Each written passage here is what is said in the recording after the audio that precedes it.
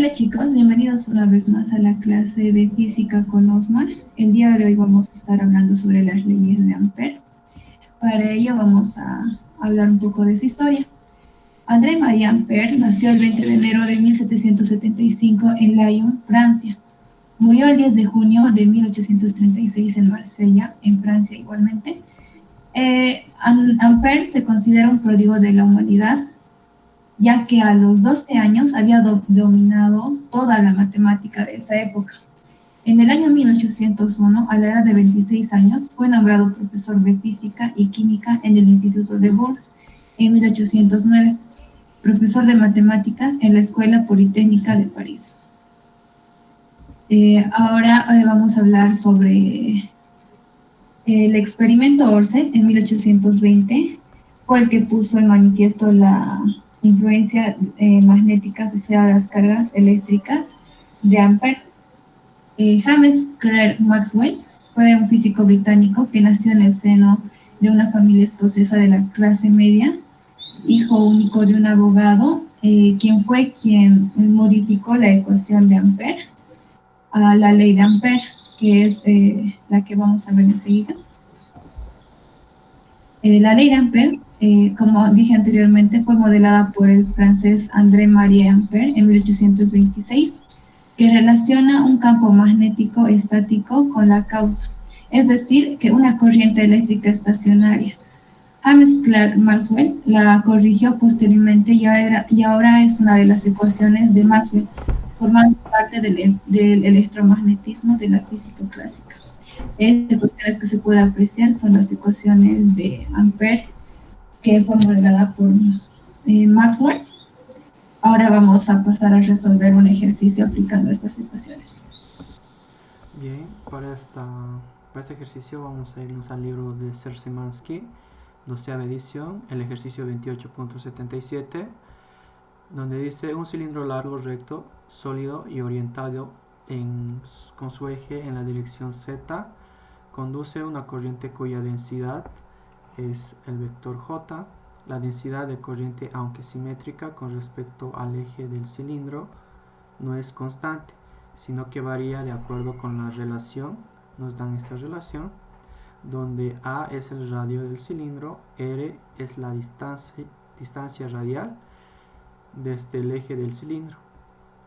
La corriente I sub 0 es una constante expresada en amperes, donde nos dice en el inciso A que demostremos que la corriente I sub 0 es la corriente total que pasa por toda la sección transversal del alambre.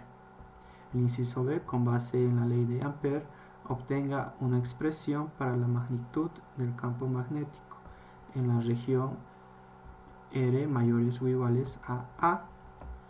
C, obtenga una expresión para la corriente I contenida en una sección transversal circular de radio R menores o iguales a A y con centro en el eje del cilindro. D, con base a la ley de Ampère, obtenga una expresión para la magnitud del campo magnético en la región R menores o iguales a A. ¿Cómo se comparan los resultados de los incisos B y D cuando R es igual a A?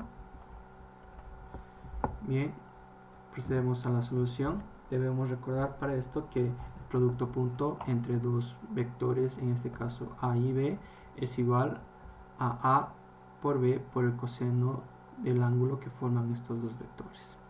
En el inciso A, para la región R menores o iguales a A, aplicamos la ley de Ampère. Previamente hemos realizado un boceto del ejercicio en el cual este ejercicio representa el alambre y donde la corriente va circulando de manera circular de izquierda a derecha, la cual el vector densidad, que en este caso es J, es perpendicular a ello. Entonces realizamos la ley de Ampère para ciclos cerrados en esta región y nos dice que el vector B producto punto de la diferencial del vector R va a ser igual a la corriente por mu sub 0. Entonces, como se trata de una sección transversal, debemos definir límites de 0 a 2pi. Entonces, el campo magnético va a estar multiplicado por su vector unitario en phi por R por su vector unitario en phi por el diferencial phi igual a la corriente sub 0 por mu sub 0.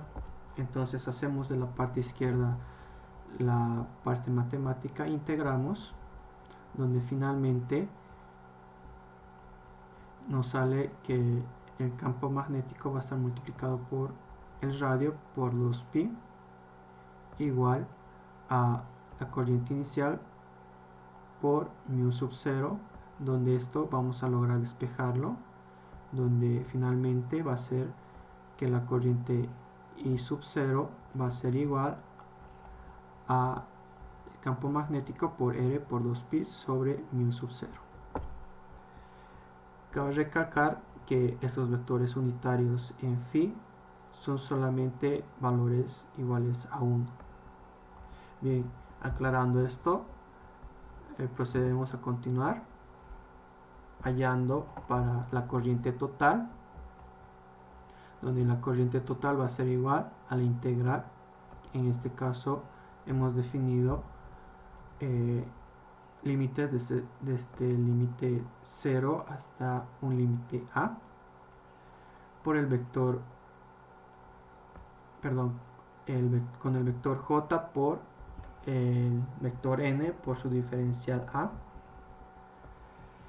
Entonces el vector j, que previamente nos dieron una función que es esta, copiamos, y en este caso el vector n va a ser igual a 2pi por r, y el diferencial de a cambiamos a dr. ¿Por qué? Porque toda esta función está en función de r y no está en función de otra variable. Entonces, entendiendo esta lógica, toda esta expresión sacamos de la integral e integramos todo esto. Entonces, integrando desde 0 hasta a, de 1 menos r al cuadrado sobre el a al cuadrado, toda esta expresión multiplicado por r por el diferencial de r. Entonces realizamos esta integral ya todo con los límites y nos sale que la corriente total va a ser igual a 4 por i sub 0 sobre a al cuadrado, todo esto multiplicado por toda esta expresión. Hacemos álgebra, simplificamos este 4 con este 2 y este 4 con este 4, y lo mismo con este a al cuadrado con este a al cuadrado y este a al cuadrado con este a la cuarta, y nos sale toda esta expresión. Y hacemos nuevamente operaciones matemáticas y nos sale finalmente que la corriente total va a ser igual a la corriente inicial. Entonces queda demostrado. Y para la parte B nos dice que para una región R mayores o iguales a A, como en esta figura se puede observar, que realizamos en un radio externo, que en este caso se puede observar con las líneas punteadas, pero también debemos considerar que afuera del alambre ya no circula un campo magnético, sino de manera externa no genera el campo magnético, sino que también se genera solamente en la parte interna, que es en esta parte sombreada. Entonces, entendiendo esto, nos vamos que para una región R mayores o iguales a A, hacemos nuevamente la ley de Ampère para áreas cerradas desde 0 a 2pi, y nos sale de toda esta expresión igual a la corriente total por mu sub 0 Y en la parte izquierda nos sale toda esta expresión donde B va a multiplicar por R por 2pi igual a la corriente total por mu sub 0. Entonces despejamos el campo magnético y finalmente tenemos esta expresión. Luego, en el inciso C, nos pide hallar la corriente. Realizamos esta integral donde la corriente va a ser igual a la integral desde 0 hasta A, que en este caso habíamos definido en esta imagen, desde el centro hasta un radio A. Entonces el vector J, el vector densidad J por vector N por el diferencial del área. Realizamos nuevamente esta integral donde I va a ser igual a 4 veces por I sub 0 sobre A al cuadrado, todo esto multiplicado por toda esta expresión, y finalmente haciendo matemáticas, este 4 con este 2 se simplifica, acá queda 2, acá queda 2 y 4 con 4 se van simplificando. Acá hay un pequeño error, pero finalmente va a salir que la corriente va a ser igual a I sub 0 por R al cuadrado sobre A al cuadrado multiplicado por toda esta expresión, donde finalmente en el inciso D nos pide hallar, con base a la ley de Ampère, obtenga una expresión para la magnitud del campo magnético B en la región R menores o iguales a A.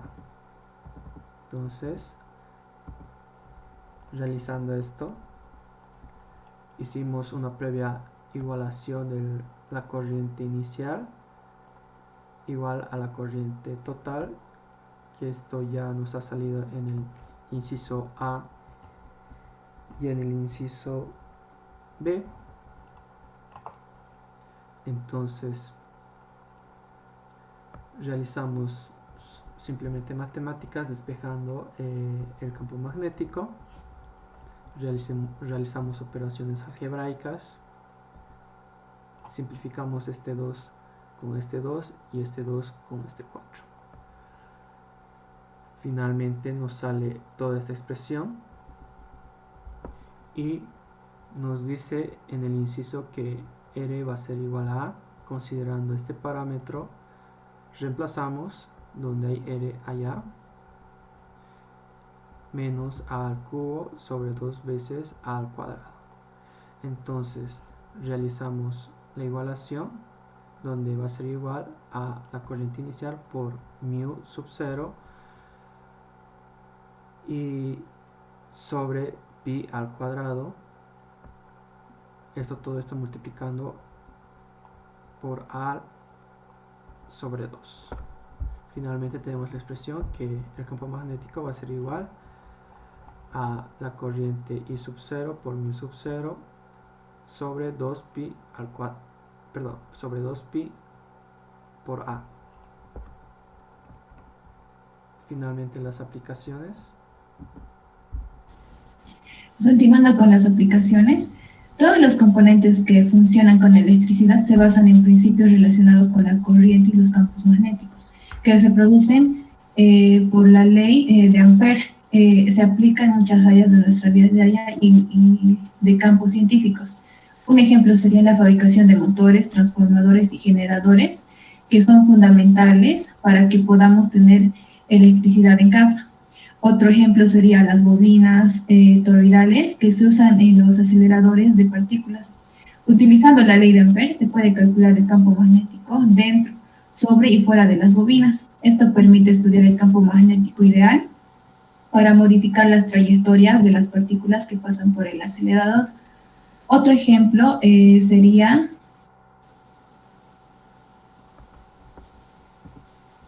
en los estudios de distribución del campo magnético dentro de los solenoides, donde nos permite configurar válvulas que ajustan el flujo de líquidos y gases en una amplia gama de dispositivos operadores eléctricamente. Los solenoides se encuentran en muchos mecanismos que empleamos día a día y su uso no podría ser posiblemente sin la ley de Ampère. Todo esto sería en este video de la clase de hoy sobre la ley de Ampère. No se olviden suscribirse y seguirnos en el canal y compartir el video. Gracias.